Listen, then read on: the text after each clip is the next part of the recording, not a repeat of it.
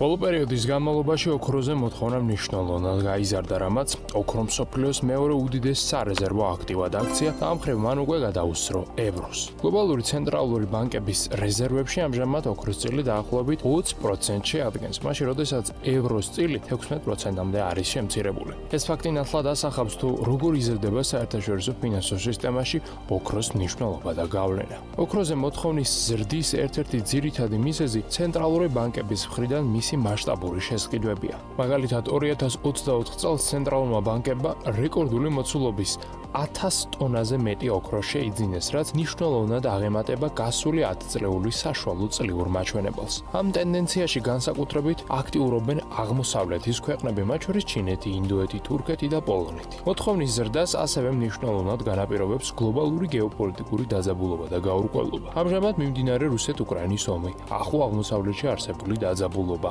ტრამპის სატარიფო პოლიტიკა, ამერიკა-ჩინეთის სავაჭრო უთანხმოება და ყველაფერი სხვა რაც ახლა ხდება, ინვესტორებისათვის განსაკუთრებით რთულ ვითარებას ქმნის. ასეთ დროს ოქრო უმნიშვნელოვანეს როლს ასრულებს როგორც უსაფრთხოების უზრუნველყოფის, ასევე რისკების დაზღვევის მიმართულებით. ეს იმიტომ ხდება, რომ კრიზისული პერიოდის დროს ინვესტორები თავიანთი კაპიტალის სტაბილურ აქტივებში დაბანდებას იწყებენ, რათა ზარალი თავიდან აიცილონ და ქონება შეინარჩუნონ. სანქციების გამო ბევრი ქვეყანა ცდილობს საკუთარი რეზერვების უსაფრთხოების გაძლიერებას ისეთ აქტივებში ინვესტირებით, რომლებიც ნაკლებად ექვემდებარებიან საერთაშორისო შეზღუდვებსა და ფინანსურ რისკებს. ოქრო სწორედ ასეთ აქტივად მოიაზრება, რადგან ის ინარჩუნებს ღირებულებას მაშინაც კი, როდესაც ვალუტები შესაძლოა დაზარალდნენ პოლიტიკურ-ეკონომიკური არასტაბილურობის პირობებში. მნიშვნელოვანი ფაქტორია ასევე ამერიკული დოლარის სანდოობის შემცირება. ბოლო წლებში შეერთებული შტატების შიდა პოლიტიკური ვითარება, სავაჭრო ომები და ვალუტის პოლიტიკური მიზნებისათვის გამოყენების რისკები ბევრ სახელმწიფოს აიძულებს საკუთარი რეზერვები გადაანაწილონ სხვა აქტივებში,